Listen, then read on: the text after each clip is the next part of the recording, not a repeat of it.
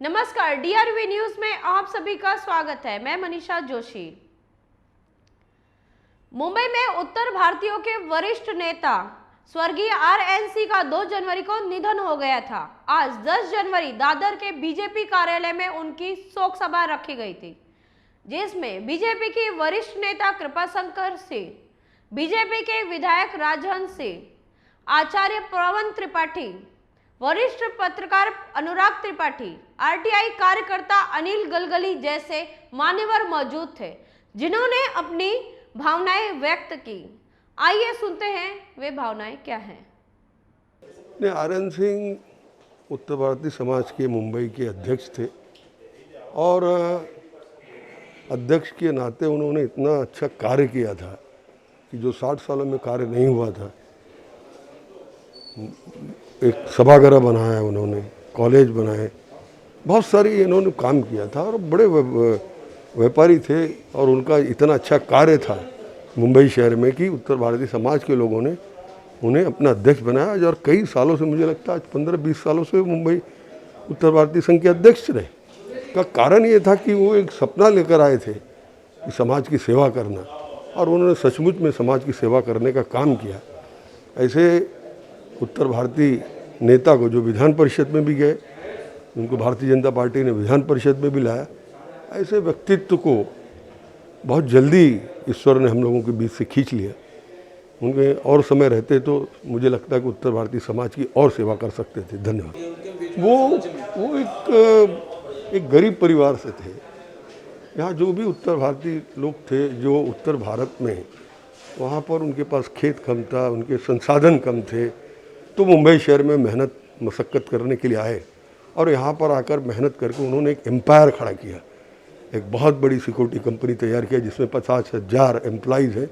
वो सभी समाज के, सभी वर्ग के हैं, ऐसा नहीं कि उत्तर भारतीय ही है। उसमें सबको समेट कर उन्होंने एक एम्पायर खड़ा किया और लोगों को 50,000 परिवार को रोजी रोटी देने का काम किया।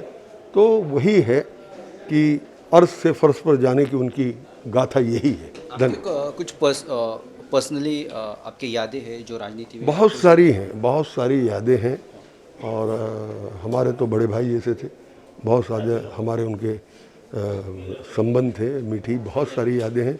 उनके चुनाव में हम लोगों ने बड़ी मेहनत कर उनको उत्तर भारतीय संघ का अध्यक्ष बनाने का उस समय काम किया था। तो बहुत सारी यादें हैं, फुर्सत में बैठेंगे तो सारी बातें होंगी। धन्यवाद।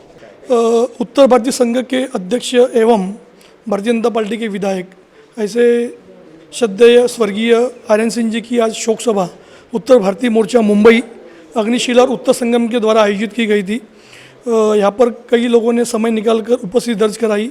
जिस तरह से आरएन सिंह जी ने उत्तर प्रदेश से आकर मुंबई में जो अलग अलग क्षेत्र में काम किया, चाहे वो शिक्षा क्षेत्र हो, सामाजिक क्षेत्र हो, खासकर उन्होंने जो उद्योग जगत में भी काम किया। जो उनकी BIS कंपनी थी, आज उसे करीब हज़ारों जो वर्कर पूरे मुंबई और पूरे महानगर क्षेत्र में काम कर रहे हैं, उसके जरिए उन्होंने लोगों को रोज़गार देने का काम किया। इसके अलावा जो उत्तर भारतीय संघ का जो कॉलेज है, असलपा में जो हिंदी स्कूल है, वहाँ पर भी शिक्षा क्षेत्र से जुड़े हुए लोग बड़ी तादाद में काम कर रहे हैं और कहीं ना कहीं तो आरएन सिंह जी ने शिक्षा क्षेत्र में अपना योगदान दिया। आज जिस तरह से उनकी जो शोक सभा का आयोजन किया गया था, तो एक तरह से उनकी शोक सभा के जरिए जो आने वाली पीढ़ी को भी बताने की आवश्यकता है कि किस तरह से एक व्यक्ति जो शून्य से शिखर तक पहुंच सकता है अपनी मेहनत से, अपने परिश्रम से। तो आदरणीय जो आरएन सिंह जी थे, आज उनके जो पुत्र संतोष सिंह जी हो, उनकी पुत्री गीता सिंह जी हो, वो अलग अलग मोर्चा संभाल रहे हैं और आने वाले दिनों में उन्होंने जो भी विरासत, चाहे वो सामाजिक क्षेत्र हो, शैक्षणिक क्षेत्र हो, उद्योग क्षेत्र हो, तो उसे संभालने का काम उनका है। और हम सभी का भी एक कर्तव्य होता है कि उनके साथ खड़े रहे। और जो उन्होंने एक सपना देखा था आरएन सिंह जी ने, चाहे उत्तर भारतीय संघ के जरिए जो उन्होंने भवन बनाया, वहाँ पर जो बाहर से जो लोग आते मुंबई में, उनके लिए निवास की व्यवस्था, कैंसर पीड़ितों के लिए उन्होंने जो हॉस्टल बनाया, तो कहीं ना कहीं तो उनके जो कार्य को आगे भी बढ़ाने की जिम्मेदारी उन पर बनती है। इसी के साथ मैं उनको श्रद्धा सुमन अर्पित करता हूँ। उत्तर भारतीय समाज को आरएन सिंह का योगदान छोटा नहीं है। एक गोरखपुर जैसी जगह से आके मुंबई में अपनी जगह तैयार करना, इतना मोटा एम्पायर खड़ा करना एक छोटा काम नहीं होता। बहुत सारे लोगों ने किया भी है। इस ऐसे करने वाले लोगों की संख्या गिनेंगे तो कुछ लाख में मुंबई में आएगी, लेकिन फिर हम उसके अलावा गिनते हैं कि फिर उन्होंने समाज को क्या दिया, तो वो ज़्यादा महत्वपूर्ण हो जाता है। मेरे लिए वो ज़्यादा महत्वपूर्ण है कि आर.एन. सिंह ने समाज के लिए जो किया, आते बराबर ही उन्होंने बड़े बहादुरी के साथ एक उत्तर भारतीय समाज के लिए एक बहुत बड़ा प्लॉट बांद्रा में लॉट पड़ा हुआ था, और वो बरसों से पड़ा हुआ था। उसके नाम पर सिर्फ राजनीति हो रही थी, वहाँ कुछ खास कर नहीं पा रहे थे लोग। मतलब एक जो बड़ी रकम की ज़रूरत थी पहली, वो योगदान नहीं हो पा रहा था। आर.एन. सिंह ने बहादुरी दे करके वो रकम लगाई और एक भवन खड़ा किया, जहाँ आज एक बहुत बड़ा हॉल है और बड़ा कॉलेज है ना, और लाइब्रेरी है, बहुत बड़ी वसति गृह है, बहुत कुछ सारी चीज़ें हैं जो वहाँ खड़ी की हैं उन्होंने।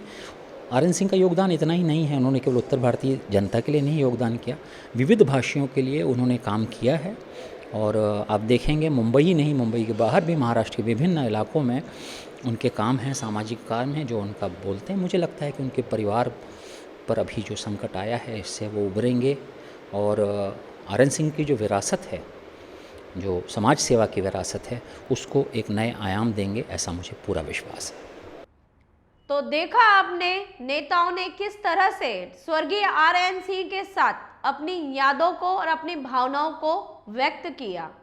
DRV न्यूज़ की तरफ से स्वर्गीय आर.एन. सिंह को भावपूर्ण श्रद्धांजलि हम समर्पित करते हैं। चलते चलते हमारे चैनल को लाइक करना, सब्सक्राइब करना, शेयर करना, कमेंट करना बिल्कुल ना भूलें। फिलहाल के लिए मुझे और मेरी DRV की पूरी टीम को दीजिए इजाज़त। धन्यवाद।